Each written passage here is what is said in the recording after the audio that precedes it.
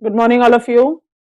In our test series for general studies, you have attempted test number 3, which was also pertaining to the paper 1 and paper 3 of our general studies.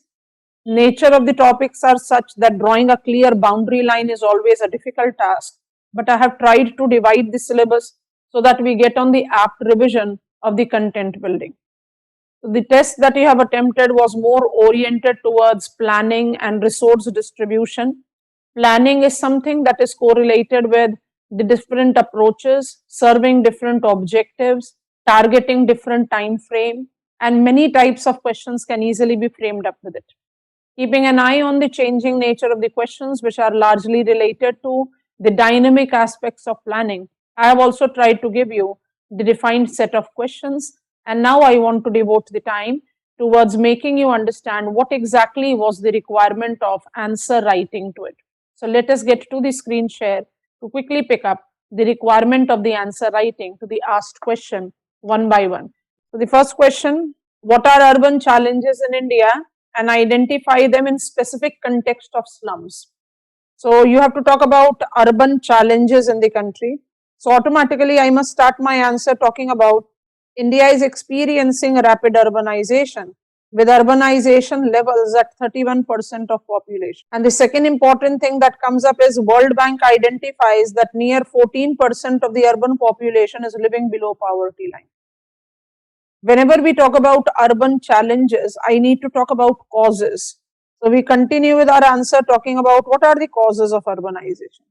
Remember, causes of urbanization is largely with the factor of, and I want to write it here, perceptional pull.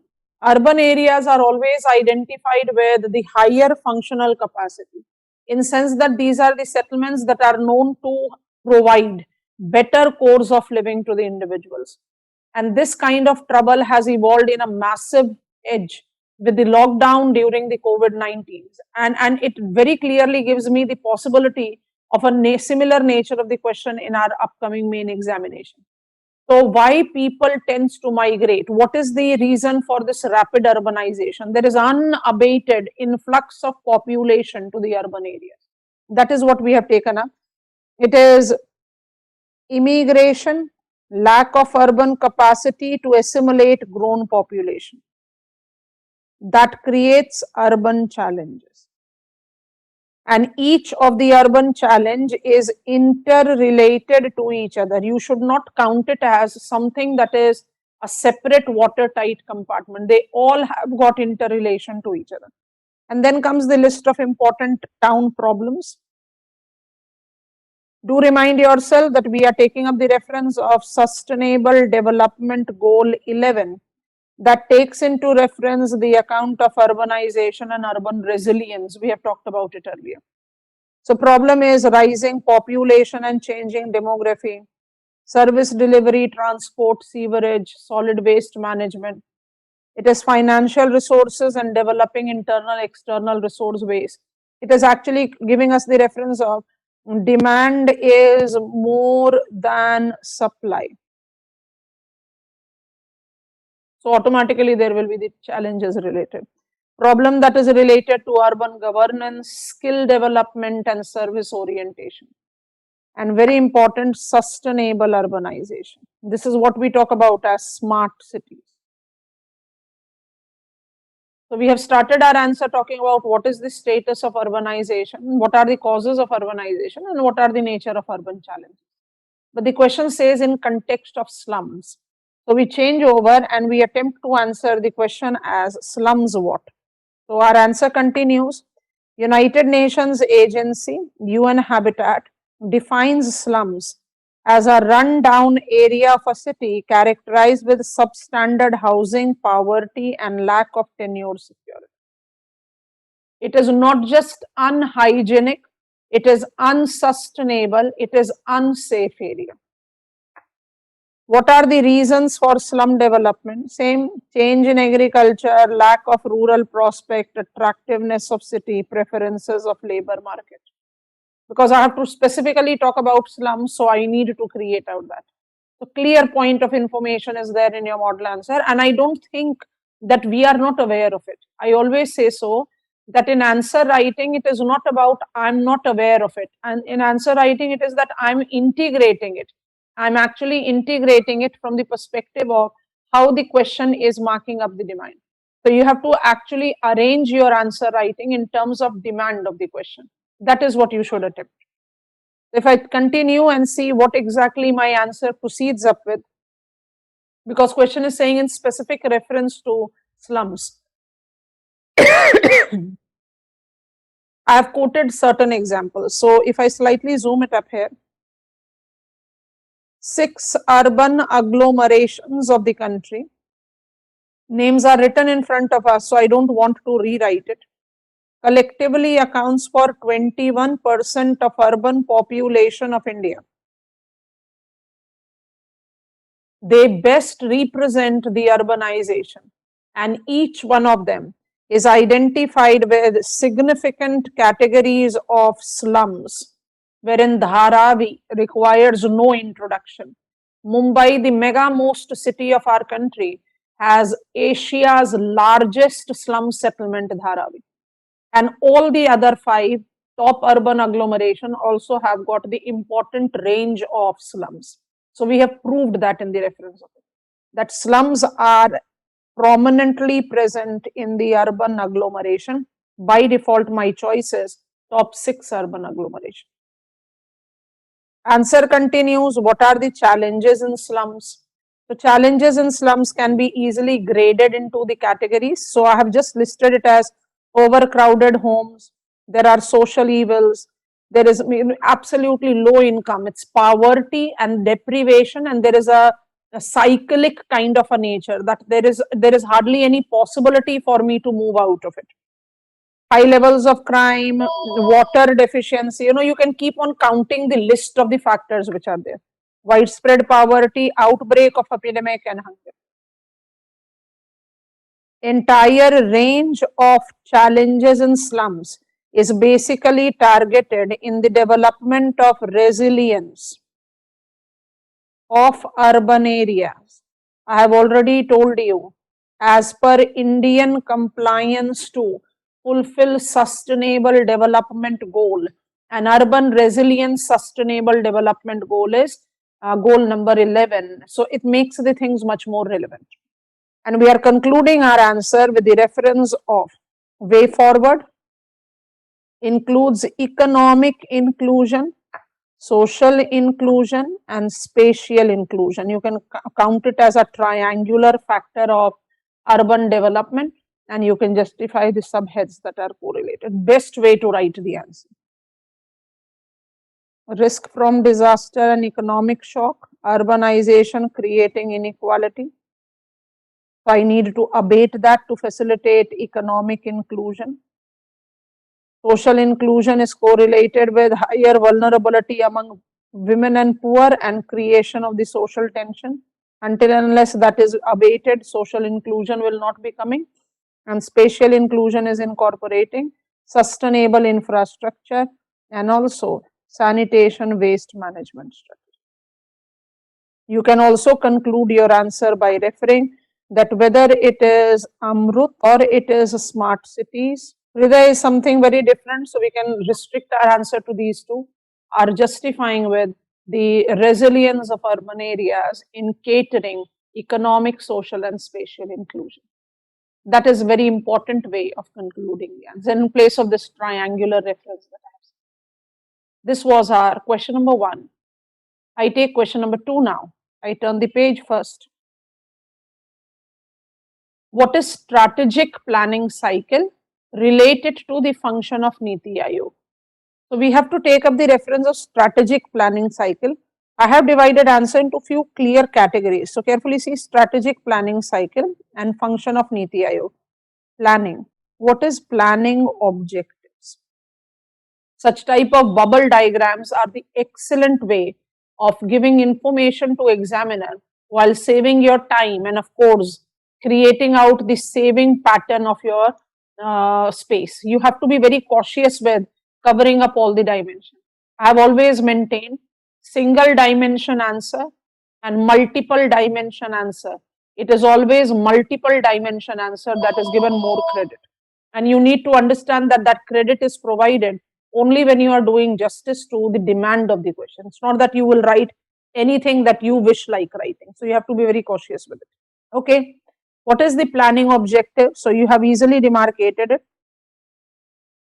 Economic growth, removing unemployment, decreasing income inequality, generating self-reliance, reducing poverty, modernization, technological advancement, and also inclusive sustainable growth. So we have started our answer with what is planning, and planning tends to serve range of objectives. Then we continue with our answer and we take up the account of strategic planning cycle. Involves 5 defined components which are mobilized in integration to each other to serve the fulfillment of planning objectives. Planning objectives आपने पहले ही बता दिया examiner को. So what is this strategic planning component? So strategic planning component incorporate defined mission that has cyclic components. Set up the goal. What exactly is the desired outcome? Outline the strategy to it. Measures the targets, judge the result, and continue further with the goal. The cyclic pattern involving defined mission is deriving from the planning objective. So strategic planning cycle incorporate 5 components. And what is the purpose of these 5 components? Fulfilling the planning objectives that we have already taken at the top. Second part of the question says related to the function of Niti Aayog. So these overlaps with 4-point function of Niti Aayog. What is 4-point function of Niti Aayog? Again, you have to be very clear with integrating each one of them cautiously. Foster cooperative federalism, monitoring and evaluation, act as a resource center and knowledge hub, and design policy framework, policy and program framework in order to justify planning objectives and fulfillment of strategic planning cycle. I have continued the answer on that. In order to interrelate planning cycle and functioning of Niti Aayog, 7 pillars of effective governance can be considered. Pro-people, proactivity, participation, empowering, inclusion, equality, transparency. A line of details for each one of them, absolutely coming up with the functioning profile of Niti Aayog, and concluded saying, strategic planning and functioning of Aayog involves time-bound fulfillment of specified. So what exactly is our mission? What exactly is the planning objective? I functions as the resource or center of knowledge hub. I take the program of monitoring. I'm acting as a think tank for the union government. What exactly is the purpose with this recognition that has been given to me? It gives me a very logical kind of an answer. And I'm reading question one more time. Question was asking us to write what is strategic planning cycle related to functions of Niti Aayog. So you can easily justify that kind of overlap.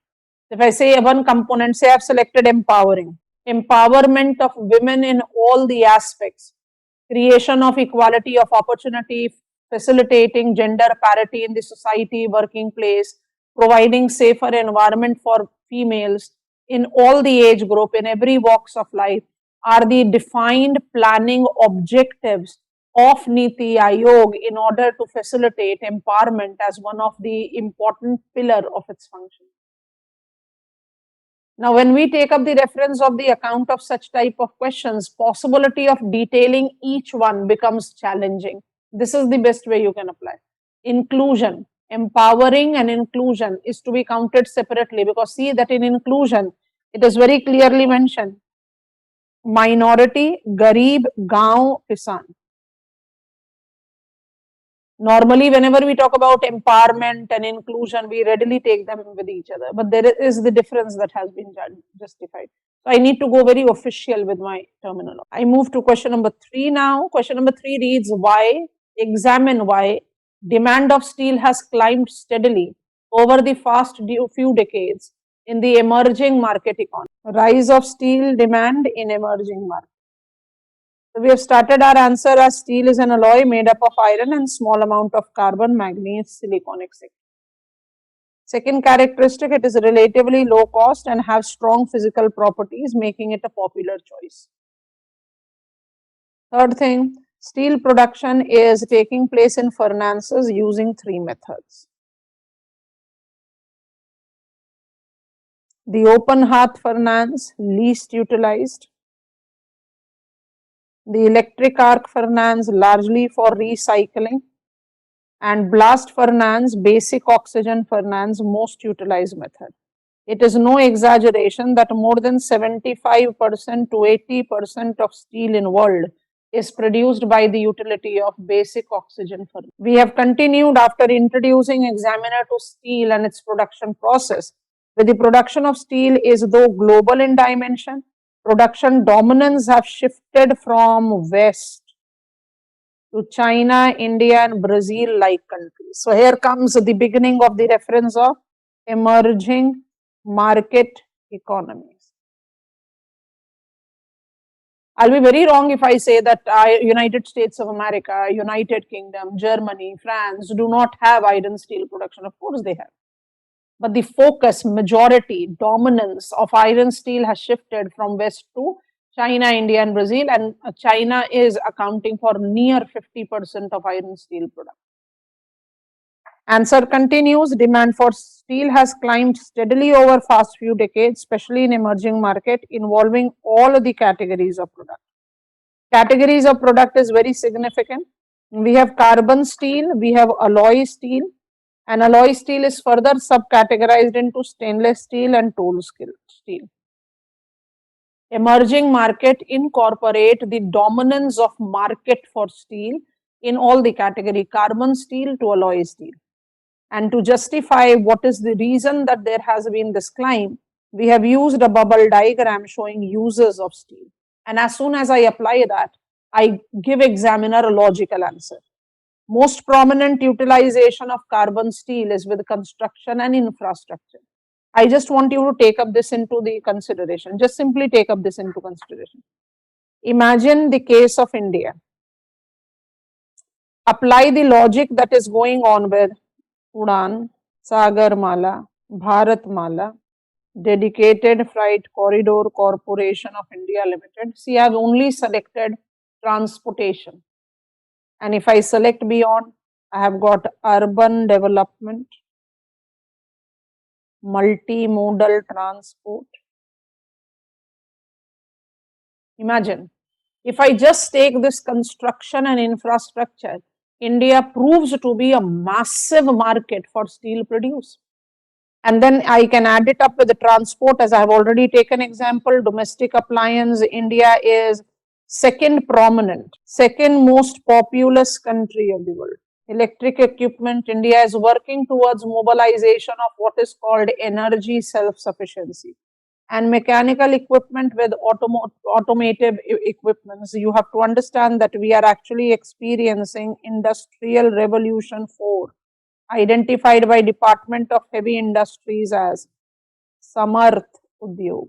So why there is a massive demand of steel in the emerging economies? I can quote example of India, otherwise you can easily take up the reference of any other. And all these developments are immensely taking place in these sectors.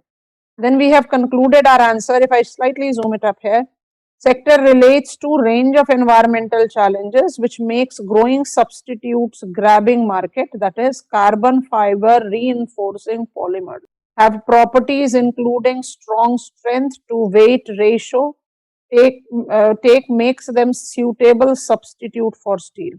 Because steel in our country also, CPCB, Central Pollution Control Board, have enlisted it among the 15 most polluting industries. And that is the reason our steel policy, I just want to change the color, the new steel policy, that is 2017, talks about substituting coal by natural gas or electric furnaces precisely to minimize the environmental cost that is correlated with steel. So carbon fiber reinforced polymers are being mobilized as a substitute is something that we are taking up as a challenge related to steel. Otherwise, steel market is not just growing, it is here to stay. Of course, because of the economic slowdown, shutting and now gradual opening due to the pandemic, this year, 2020, should be considered as an exceptional different year, something which is unprecedented and should not be taken into account for the long-term analysis. Quality of answer automatically evolves. I get on to the next question of ours, question number 4. What is the trend of growth and location of tertiary and quaternary activity? What is tertiary and quaternary activities? They provide provision of wider range of services. Tertiary sector grows is importance with the economic development. There is no exaggeration. They have got positive links with each other. And quaternary sector uses the latest technology available. So it is technologically driven company. And services correlates with economic development is being highlighted right here as this bubble diagram. Betterment of the job prospects tends to increase the personal income level that facilitates more personal spending, that generates more demand for goods and services, that facilitates the growth of tertiary sector and creates better jobs. This spiral of growth that goes with tertiary sector and economic activity is what we have highlighted in the beginning of our answer. And then when we continue with our answer, we have taken up the reference of location, the locational growth. So there are many pathways that increases growth prospect of these activities, specifically in rise of prosperity of personal wealth together with use of new technology. So we are combining both the components and justify them with the reference of how they are interrelated to each other and how they can be correlated with what is recognized as pros and cons kind. You can use a technical term here. If I just change the color and write it up, we call it morphogenetic feedback. This is very important point that you can take. And then interestingly, we have taken up second part of our question, that is locational. Almost all activities have locational factors. In developed and emerging economies, central areas of towns. Because when I talk about tertiary and quaternary activity, they are largely related as urban activities. So if I just write it here,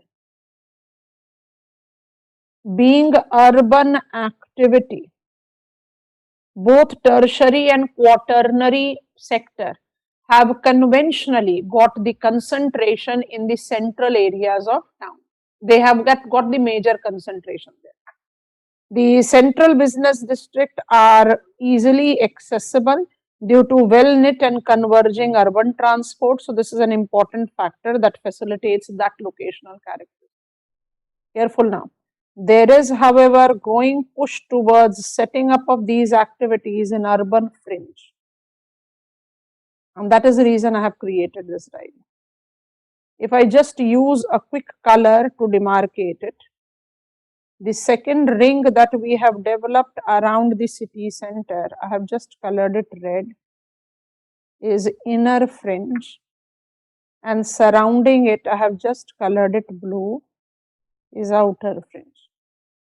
And carefully notice that maximum of activities are getting pushed towards fringe because there is space for expansion, attractive environment with less pollution, goods accessibility, cheap availability of land, plentiful car parking spaces, workers and work available close by.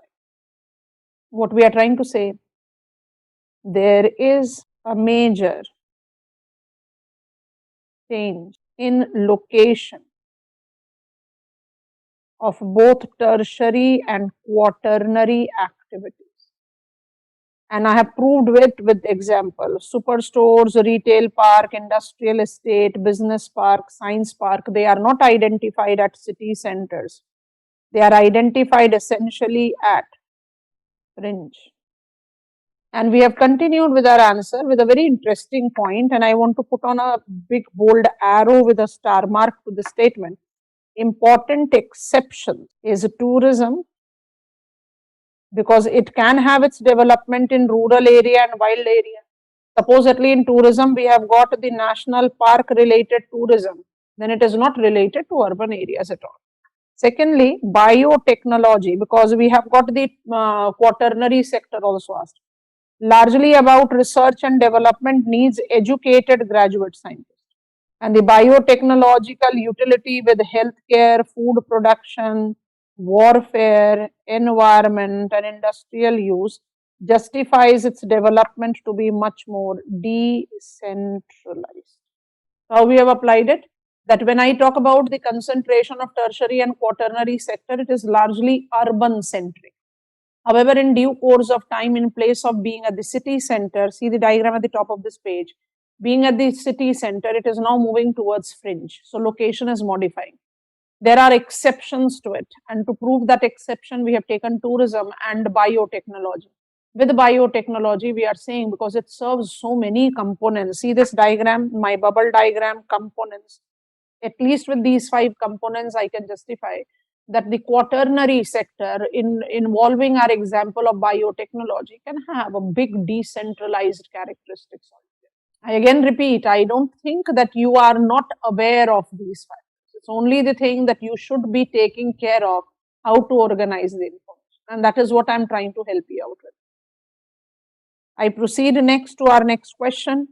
And it is question number 5. Yes, it is question number 5. I'm reading it out first. Can India realize its ambitious renewable energy targets? Elucidate. I have to judge on India realize ambitious renewable energy targets. It is less than a week's time that we had our Prime Minister further pushing, batting for renewables in the Indian strategy, not just towards energy self-sufficiency, but also towards fulfilling the intended nationally determined contribution as per the Paris Accord. So if I try to take up that kind of background, I can easily justify the development purview. But the question is saying, can India realize? So how we have taken up the answer writing? Indian energy sector is set for sea changes with the recent developmental ambitions of government, with significant role to play in global context in favor of energy buyer and supplier. Very important statement, putting on a star mark.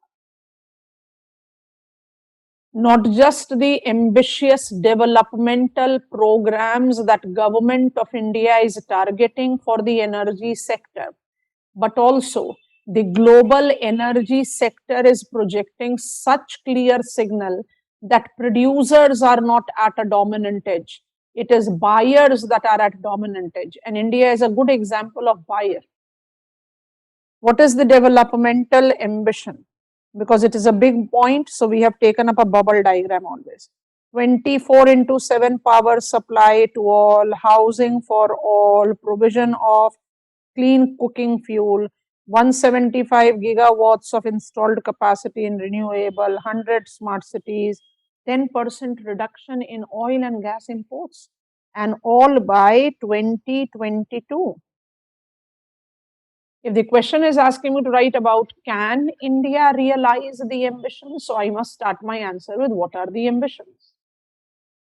Once we take this and then we continue with our answer, carefully see the statements that are following. 18% of global population and 6% of energy consumption. India is demarcated to be the example of the country, very important term, suffering from energy poverty. Then we have given a comparison that share of coal, India is 58%, world is only 29%, and share of natural gas, India is 6.5%, world is 24%. So it is showing on a big potential. Provides for natural gas as a potential substitute to coal in energy mix strategy. Share of renewables, 22% of Indian total installed capacity, and requirement is to increase the share by 40%. Indian status of power compared to the developmental ambitions proves to be quite challenging. Challenging in sense that we are still dominantly dependent on coal. We still have got very less dependency on the other substitutes. We have quoted example of natural gas, and that Indian share of renewables is required to be increasing from approximately 20% to 40%. And taking all these scenario of ambition and status, if we continue to construct our answer, it is energy mix policy which is oriented towards fulfilling threefold dimensions.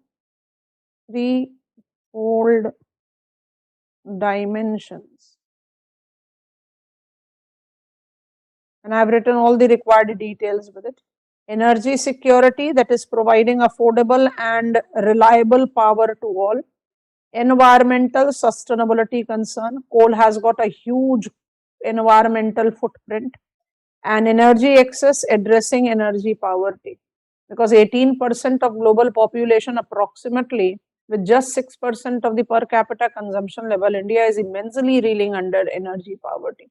Very important terms that are. So renewables mobilize with big range of challenges. Until unless they are addressed, India will be in a difficult position towards making the crucial and ambitious targets. And I want you to read each one. Information barriers, initial cost for development, desired space and efficiency, power quality concern, societal cost, resource location concerns, intermittency in nature, environment and climate. Intermittency is wind or solar cannot have a consistent availability throughout the year. Every category of renewables is identified with spatial, information, societal, initial cost related challenges. Only by overcoming these multiple challenges that India can regularize ambitious target of mainstreaming renewables. I hope you are understanding that answer writing is that skill where you try to give examiner all the pros and cons that goes relevant with the asked question. And it is all about organizing the information. It is not about making your answer encyclopedia. It is all about organizing the information so much so that you convince examiner to give you. Question number 6 now. Elaborate on the need and practicality. So there are two things, need and practicality of Jal Shakti via salt water in India. Now the question is asking me to take the reference of need and practicality of water resource from salt water. So automatically it is giving me the reference of what? It gives me the reference, and I'm slightly zooming in here. It clearly gives me the reference of Niti Aayog's Composite Water Management Index 2, which identifies 600 million Indian facing high to extreme water stress. So this is status number 1. Please give me a minute. Right, so when I talk about the National Composite Water Management Index, it very clearly identifies that India is experiencing acute water stress condition. We have introduced our answer with it. And another very important thing that comes up with this Composite Water Management Index, you must have heard about it, is that by 2022, we are almost at the verge of it, 21 major Indian cities will run out of water. Once I take these two challenges into consideration, the problem of water automatically gets revealed, and then we have got one more. So these points are talking about profile of Indian water status. India ranks second from bottom in the Global Water Quality Index. Others includes 84% of rural homes do not have access to pipe drinking water, and by 2030, water demand is projected to be twice of the availability. So we have taken an official data table of the Composite Water Management Index of Niti Aayog to justify what is the profile of water in our country. And then we begin with our answer. So Jal Shakti via seawater is an ambitious proposal. It's just the proposal of Niti Aayog's working plan to exploit India's vast coastline and marine water by desalinating seawater and supplying it to the population center via pipeline. That what I'm doing, I'm utilizing our exclusive economic zone, which runs to 200 nautical miles from the appropriate baseline, territorial water, 12 nautical miles from the appropriate baseline, 7,516 kilometers is the length of Indian shoreline. Plentiful asset is available with us. So we want to create desalinization stations floating on the water, processing the salt water, and with the use of pipeline, transmitting it to the population center. This is the working plan outlined by Niti Aayog, and it has been given the name Jal Shakti via seawater. This is what it is. Okay. Then we continue. I have already talked about it. Set up floating desalination plant, seeking to use solar and ocean energy for the project. Globally, demand for desalinization plant has been growing, but more than 50% of such plants are in West Asia that are practically desert. The proposal in Indian context seems to be less practical. This working plan, prospect of Jal Shakti from salt water, why proves to be less practical for India? Ignores issues of water management. India is richly endowed with fresh water, 4% of the global fresh water. Wasting water is a prominent challenge, and it do not addresses that. There is prevalence of water theft, it is not addressed here. There is a range of environmental impact that will be correlated with the desalinization. Economic cost, which will by default be somewhere terminating out the balance of payment. And one very important thing, brine. Brine exactly it will be high salt content water. After I have extracted, I have desalinized the water. It will be that there will be higher concentration of the other dissolved substances left behind. That is called brine. If there will be the large scale desalinization, by default there will be increasing availability of brine, and higher salinity will be affecting fish industry. And remind yourself that under Pradhan Mantri Kisan Sampada Yojana, we are talking about agro-marine, and it is very strongly taken up as part and parcel of Indian economic planning with the reference of blue economy. Can we have that approach of water resource sustenance, which will be completely, majorly terminating fishing industry? If this would have been a problem, we still could have managed it. But the problem is multi-dimensional. In practical terms, India needs quantifying waste generation, ensuring this zero discharge of waste, participatory water resource management, containing water theft, and ensuring better distribution network. India do not require Jal Shakti from seawater. We don't have scarcity of water. Jal Shakti Mantralaya also very clearly says, Jal Shakti Mantralaya's reference is that India is not reeling under water scarcity. India is experiencing water stress. Absolutely updated purview of answer writing, and that is what is always advised. Question number 7. Elaborate on benefits and challenges of circular economy. A circular economy is one that exchanges the typical cycle of make, use, dispose in favor of as much reuse and recycle as possible. Refuse, reform, reduce, reuse, recycle, and it continues. It is not about waste management, it is about no waste creation. So we have introduced our answer with what is circular. What are the benefits of circular economy? Benefits is asked. Of course, when I'll not be generating waste, I'll be reducing waste generation, conserving natural resource, economic security will be increased, there will be decrease in pollution, we will be saving energy, and you can easily make up the list altogether. And all these factors are self-explained. Challenges. High upfront cost, There is very high cost that goes up with the use of circular economy. Sites are largely unhygienic and unsafe. Poor quality of product, process is cost intensive, restricted in its modernization. Because when we take up the reference of the growth of circular economy, I need to judge the pros and cons. There is creation of low quality jobs and very important production of methane, the greenhouse gas.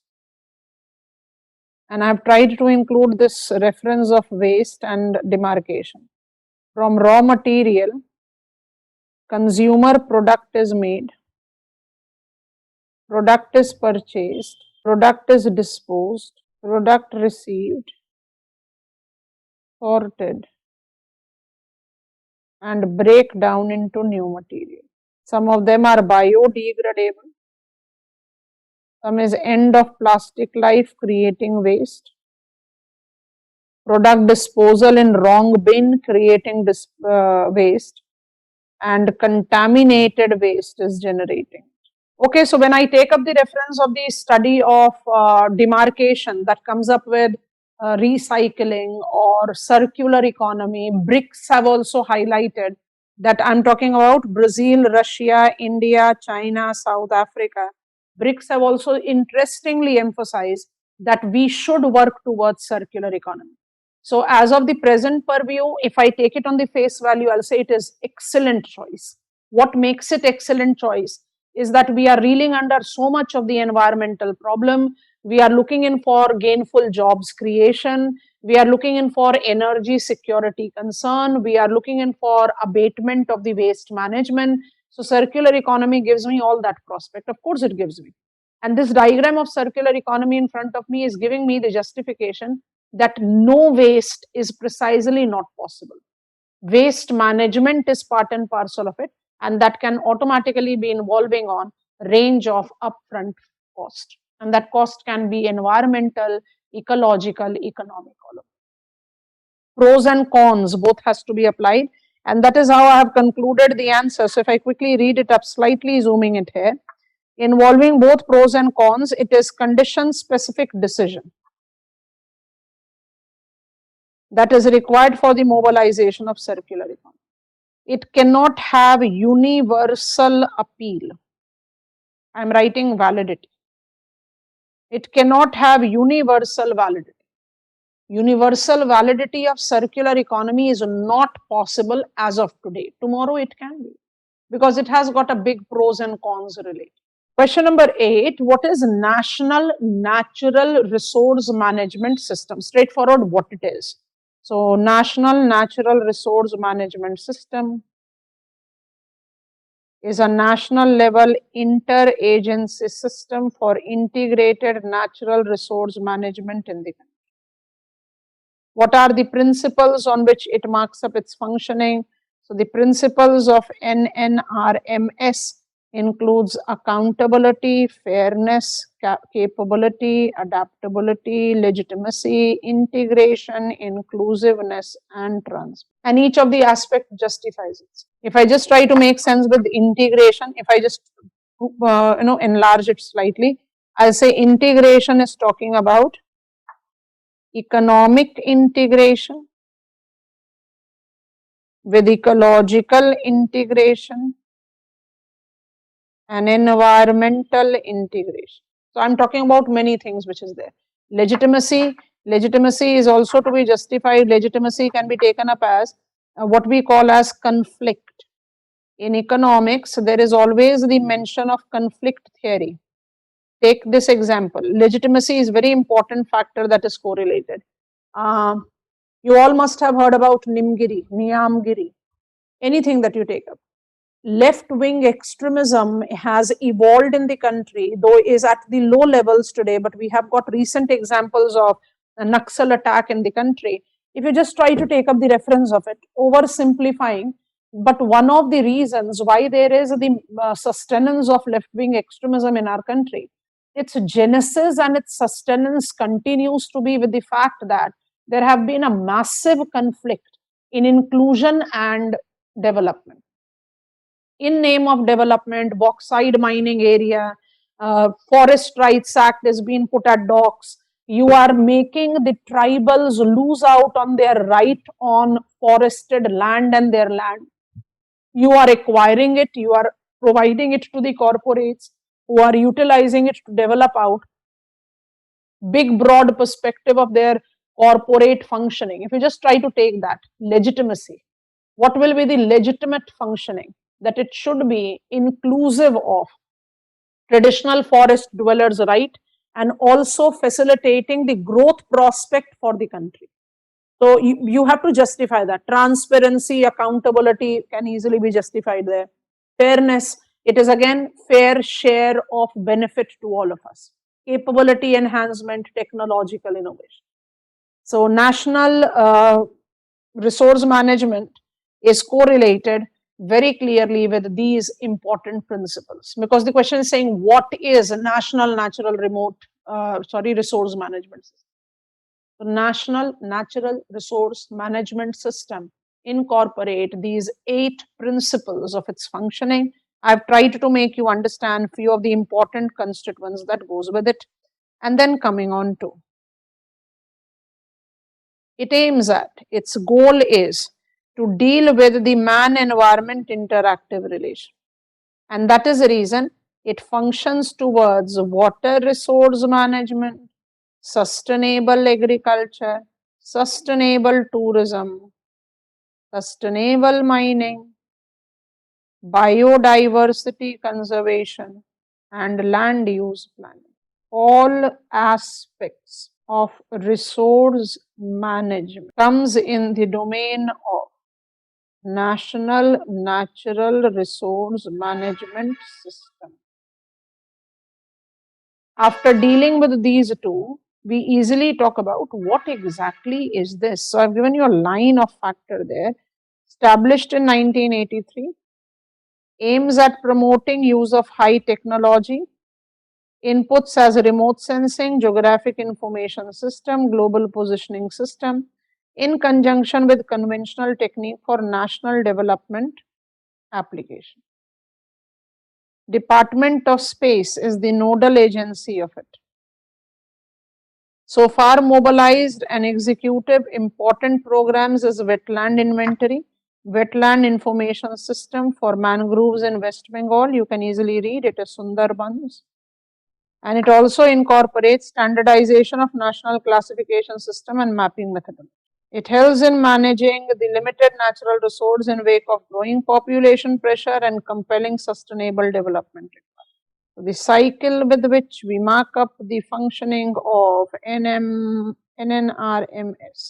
development of new capacities, innovative model, triple out, prosperity, people, planet.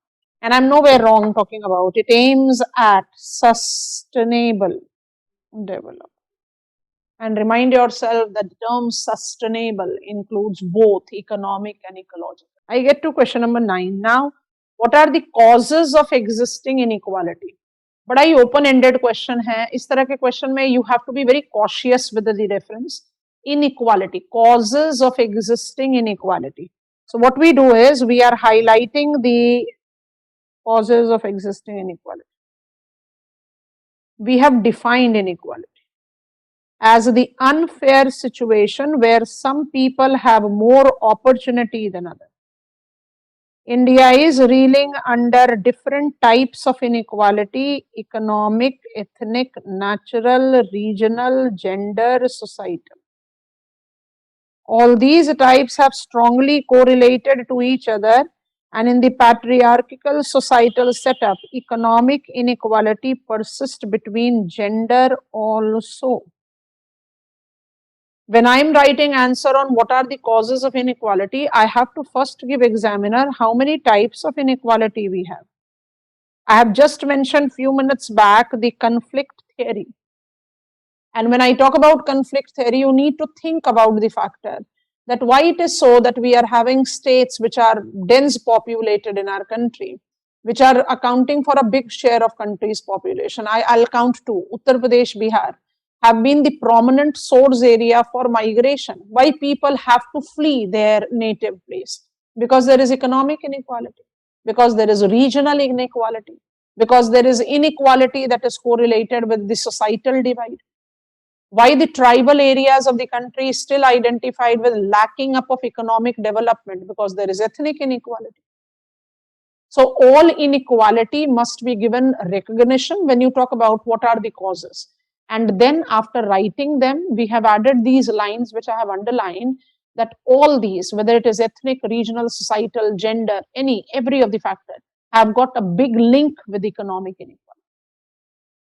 And thus our answer continues, and I purposefully change the color. Economic inequality thus is prime concern in the judgment of this challenge. What are the causes of economic inequality? Jobless growth, lack of skill development, lack of export-oriented development, rigid caste system, regional inequality, labor-intensive industrial growth is not there, and cities failing to provide gainful. What are the causes of economic inequality and how it is related to all inequality? Until unless you do so, examiner will simply say, हमने तो inequality पूछा था, आप सिर्फ economic inequality लिख रहे हो, so your answer is incomplete. Never complete your answer without taking up the reference of the outcome. So what this inequality results in? What is its outcome? Why I need to consider it seriously? It results in social unrest, rise in economic populism. It is identified with distressed migration, increasing burdens of subsidy, and very clearly containment of pace of economic reforms. I have to somewhere halt everything. And therefore, in order to attain sustainable development goal, India needs to work on the causes leading to inequality for this objective. Gender, tribal, rural, progressive taxation, skill enhancement, gainful job, regional development, and environmental planning. If inequality is leading to unrest, economic resilience will somewhere create a bridge in facilitating, I'll not say complete parity, but in facilitating ideology. What is inequality? How many types are there? How it is majorly related to economic inequality, what it results into, and what are we doing to abate inequality? Question number 10. What are the types of planning in India? In the widest sense, planning is deliberate direction by administration to attain chosen end in specified time. Nature of planning is dependent on set objectives to be attained. Planning have variable dimension but with strong interlink. Types of planning is asked, so my answer has to go there, so I change the color. The different types of planning includes planning by direction, planning by inducement, financial planning, physical planning, perspective planning, and a line of definition of each one of them. Indicative planning, imperative planning, democratic planning, rolling plan, and fixed planning.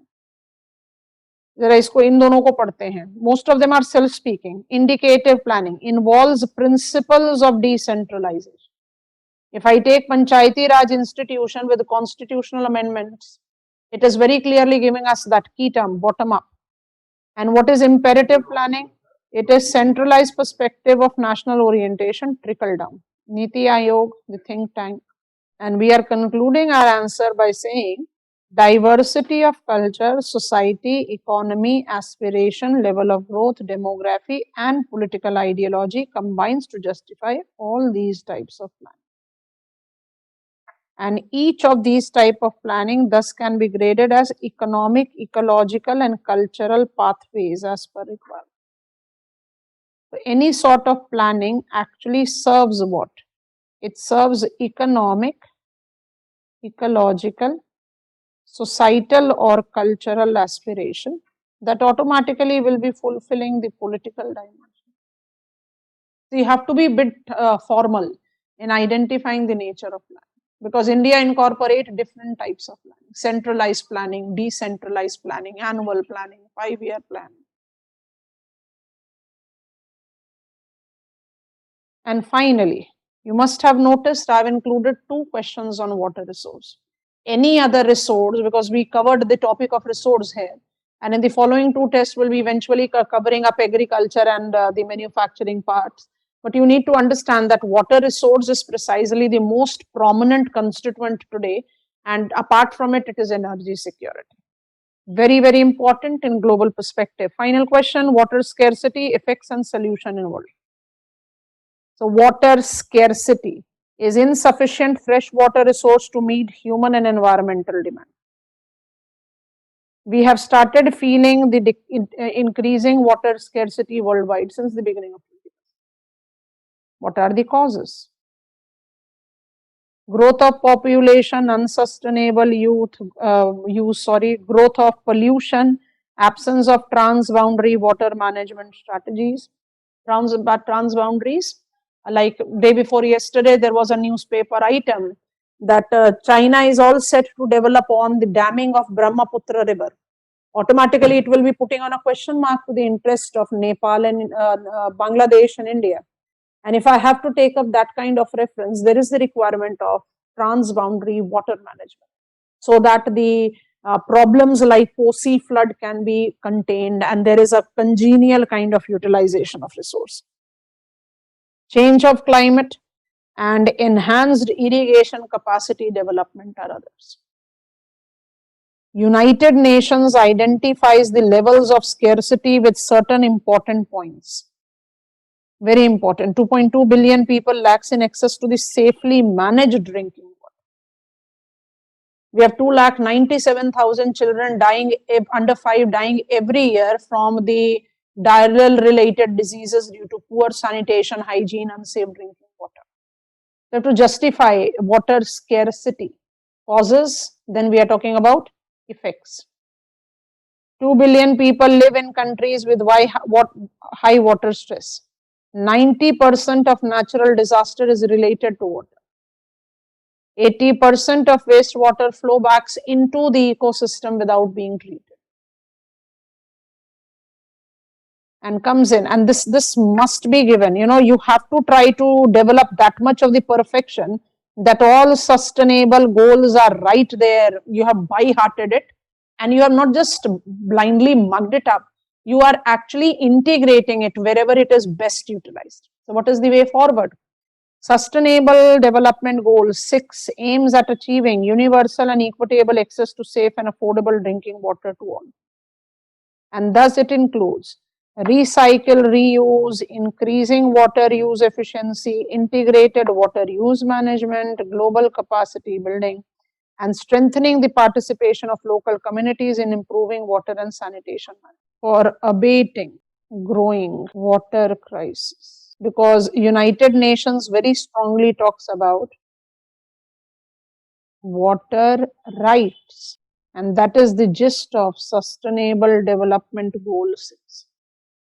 We are yet to provide efficient water rights to many of the people of the world.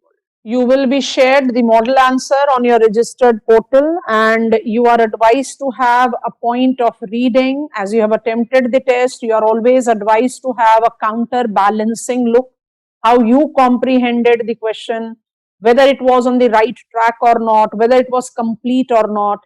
In spite of the fact that you have comprehended the question well, you have not written all the dimensions of the answer, or you perfectly managed it. If it is perfectly managed, it's nothing like it. But if there are any anomalies that you recognize, you just try to overcome that. That will serve the purpose of these tests. So we continue on with the reference of our test. We are left out with 2 more tests. And as I said, as per our decided schedule, the coming 2 tests will be focusing on the 2 defined economic segments, and that comes up from paper 3 only. So far, you have attempted the 3 tests, which was in the combination of paper 1 and 3. You all are aware of your syllabus, so you can easily take up the account. That will further be building up on what we have tried to cover up in the test that we have already attempted. So continue to prepare for your following test. Happy learning to all of you. Goodbye. See you for your next test discussion. Bye-bye.